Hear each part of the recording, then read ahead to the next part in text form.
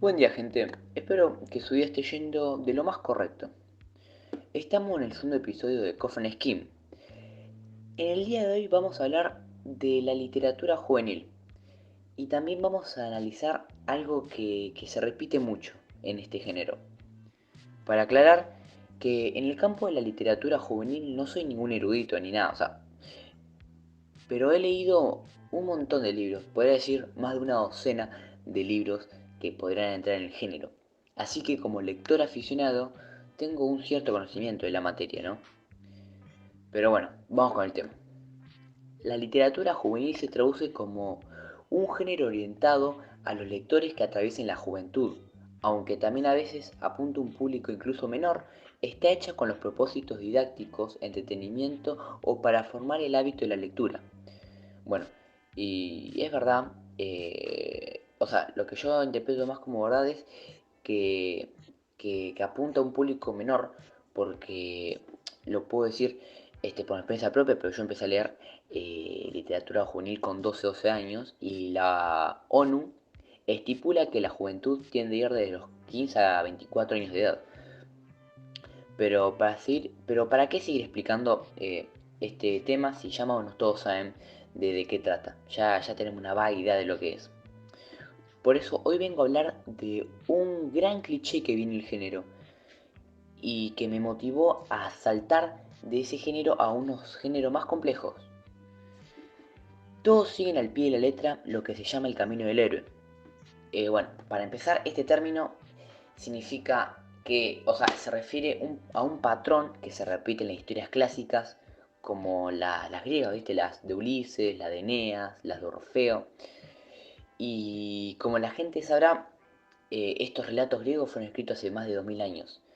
Y esta estructura se fue repitiendo hasta llegar ahora con lo que es la literatura juvenil, pero también se repite en otros géneros. Pero literatura juvenil es donde yo más tengo conocimiento para hablar, porque después otros géneros hablo ya más de la ignorancia. Pero, pero para darle una idea que es el viaje del héroe, es un ciclo que incluye alrededor de 12 o 11 partes, depende cómo donde lo busques, y tiene, lo que yo encontré, estuve diciéndome por qué cuántas partes poner, y yo decidí poner 11.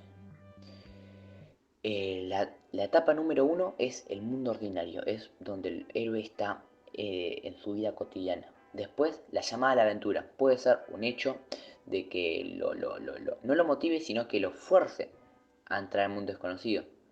El héroe rechaza esa llamada, el héroe se encuentra con el mentor y cruza el umbral, lo no desconocido. Empieza a sumergirse en otro mundo, en un mundo que nunca conoció. Después vienen las pruebas, la aproximación, la odisea. Odisea ya es más que nada la última parte de la aventura donde eso ese viaje largo, donde después finalmente lucha contra el villano, contra el enemigo. Después la novena etapa es la recompensa. Después la décima es el camino de regreso. Y la 11 es un héroe transformado.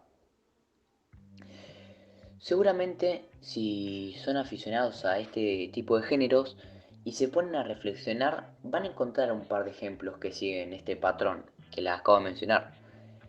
Este patrón me hizo darme cuenta de que todo lo que leía básicamente era una repetición de la otra historia que había leído, pero solo cambiaban factores como muy reemplazables, como pueden ser el nombre del personaje, las características del personaje, el villano, el escenario, pero en sí la problemática, todo, no era la misma, pero se resolvía y se desenvolvía de esa misma manera. ¿Me entienden a lo que me explico? Los ejemplos que puedo dar que he leído son Fablehaven de Brandon Mull, Percy Jackson de Rick Riordan y Magnus Chase de Rick Riordan, para solo mencionar tres de ellos. También quiero aclarar que he leído, Rick Riordan es uno de los escritores que más he leído, por eso menciono acá dos ejemplos de pero, pero también tengo otros ejemplos. Aunque sí entiendo de que el hecho de que esta estructura ha sido la que se convirtió en un bestseller de la literatura juvenil, y también es una estructura sencilla, si no lo podemos pensar. Eh, porque vende a un público de corta edad, de que no busca historias complejas. Pero igualmente, o sea, por otra parte, entiendo todo lo anterior, pero yo apoyo la idea de motivar a los escritores a, a- a modificar esta estructura para impulsar la creatividad de los chicos o los lectores, y que no sigan siendo este patrón de que se repita hace 2000 años atrás.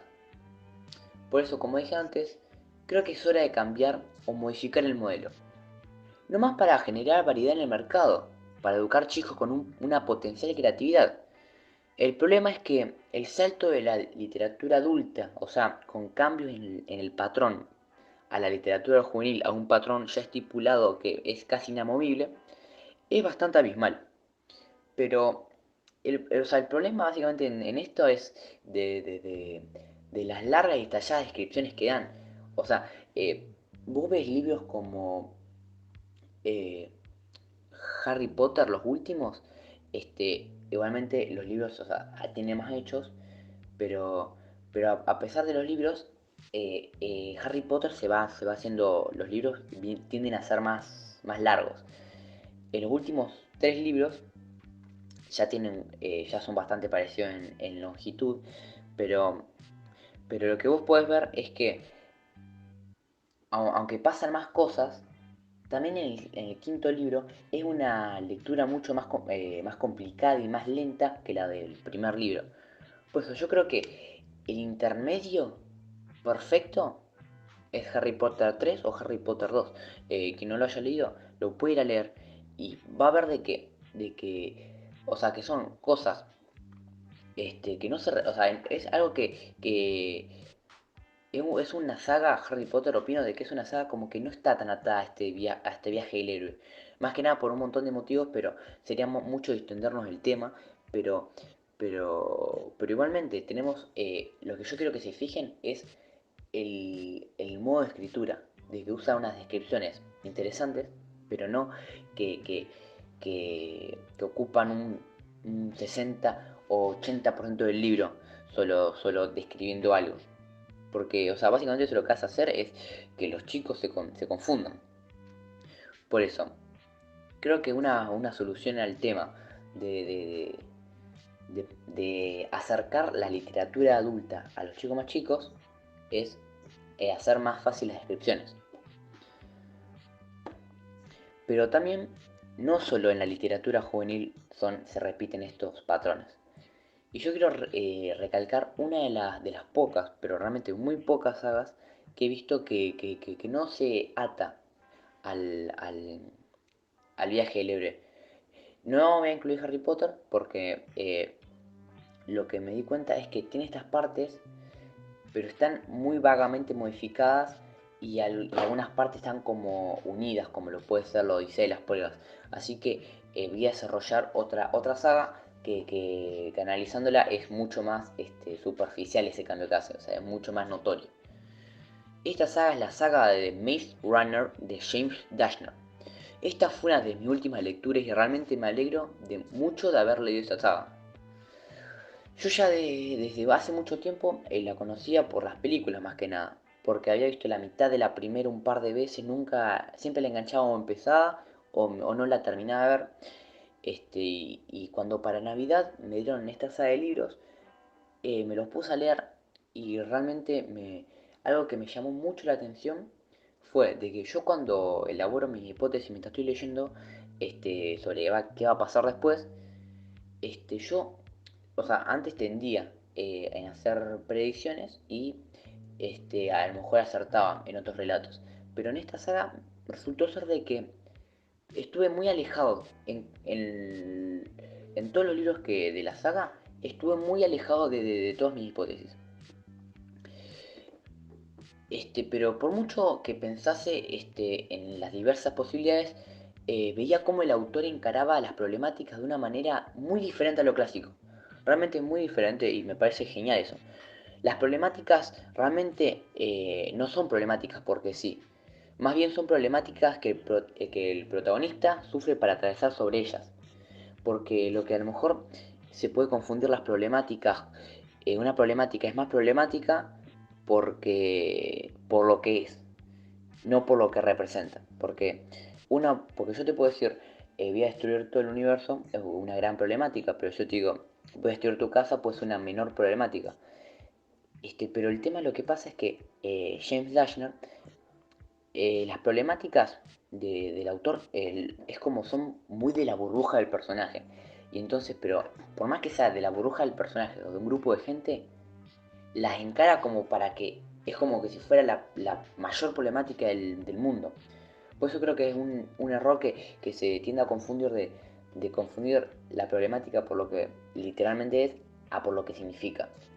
Lo que yo me refiero es a por lo que significa, le hace significar bastante, le hace llegar con un peso muy pesado, te hace ponerte en la piel del personaje y, y preocuparte por esa problemática que estás sufriendo. Para recomendarles, dentro de los libros que tiene la saga, les quiero recomendar el tercer libro llamado La cura mortal. Y bueno, ahora, antes de terminar con la fase del tema del podcast, quiero volver a avisar que no soy Joseph Campbell, que fue quien desarrolló este término, el del viaje del héroe. No soy un mitólogo, ni mucho menos un experto en la literatura, pero sí he leído bastante en mi vida y a lo largo de haber leído me empecé a saber cómo hacer análisis de las obras que leo y también me di cuenta de muchos recursos que usan los escritores para desarrollar la trama. Así que tengo un mínimo conocimiento. Pero estoy muy seguro de que alguno de ustedes sea un aficionado a la lectura. A lo mejor más que yo, o a lo mejor igual que yo, un poco menos, no sé. Pero alguien más aficionado a la lectura como yo. Y que tenga conocimientos más profundos sobre la materia. Así que los invito a comentar, discutir educadamente y debatir acerca de este patrón o términos que les comenté hoy. Lo analicen y muestren sus propios ejemplos. Háganlo para aumentar el conocimiento literario y de su análisis a la gente que no es aficionada. Bueno, luego de este desarrollo de la teoría, voy a pasar a la sección de la recomendación. Pero no nos vamos a alejar de la literatura, pero sí del género de literatura juvenil. Sí, por favor, porque ya me cansé de llamar todo el género. No, mentira. Pero esta vez les voy a recomendar un libro que les va a servir por si quieren comenzar a iniciarse en el mundo de la historia. Con un libro que explica la historia mundial con una sencilla lectura y de corta duración. El libro es Breve Historia del Mundo, de Ernest Gombrich. Este libro, además de hablar de hechos históricos ordenados cronológicamente y sin centrarse en una región específica, también hace reflexiones o analogías tan cotidianas para nosotros que facilitan el entendimiento de la historia para la existencia humana. Los invito a leer este libro porque yo encontré un montón de innumerables lecciones de hechos históricos. Este, yo les recomendaría de que si se quieren introducir en la materia, ese libro es el indicado porque es muy general. Realmente, no, ni siquiera si se quiere introducir la materia, sino para ganar cultura general, se divide en capítulos no tan largos y explican hechos muy importantes y transiciones en la historia que una persona que quiere iniciarse en el mundo de la historia o una persona que quiere leer para ser más culto son muy buenas opciones porque es algo muy básico. Y bueno, por último, vamos a ir con la última sección, que es la sección de conclusión. En la sección de conclusión me rebota en mi mente una pregunta que ustedes quiero que respondan, quiero que escuchen, analicen y luego en los comentarios respondan. ¿Vale la pena esmerarse en salir de la caja y romper la zona de confort? Esta pregunta viene al hecho de que muchos escritores se ganan el pan reciclando un patrón de historias, como dije, llamado el viaje del héroe. Y ocurre que en el mercado de niños pequeños, entrante a la adolescencia, esté saturado de historias iguales. Primero, lo que hacen estos escritores no está mal. O sea, no está mal por dos maneras. Primero es que no es que extorsiona a la gente. O sea, la gente los consume. No están obligando a nadie a comprar.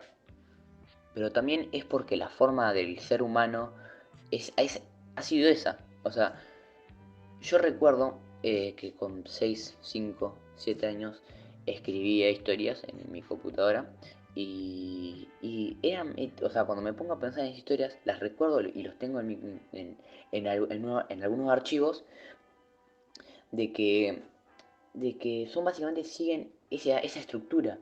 Y eso es lo que me hace pensar de que es algo tan, no sé si primitivo, pero tan antiguo esa estructura que ya está arraigada en nuestro cerebro. Por eso tenemos que entender al viaje del héroe como un patrón inconsciente y no como una manera de vender más, porque a lo mejor se puede entender como una técnica económica de extorsión, pero no, básicamente es una estructura que la han repetido los griegos y ellos de nosotros. Pero igualmente, vuelvo con la pregunta. ¿Vale la pena reflexionar durante mucho tiempo para encontrar modificaciones a este patrón? ¿Vale la pena intentar ser mejor o es más rentable ser un promedio? Yo opino de que es más rentable ser un promedio que ser un poco mejor en cuanto a ahorrarse el dolor del trabajo. Por otro lado, es más rentable en cuanto a la gloria y orgullo trabajar todos los días para no ser un promedio. Así que la próxima vez que te propongas, elige entre estos dos futuros. Con una vida normal y sin dolor del trabajo duro, o sin el otro futuro que podrás tener, una vida llena de autorrealización, orgullo o en muchos casos felicidad, porque el éxito no siempre está en la felicidad, y con el dolor del trabajo duro. Elegí vos. Pero bueno, para terminar por hoy, quiero cerrar con esta pregunta que dije anteriormente. La vuelvo a mencionar para que reflexionen y se les quede grabado en el cerebro, y dejen sus opiniones en los comentarios. ¿Vale la pena esmerarse en salir de la caja y romper la zona de confort?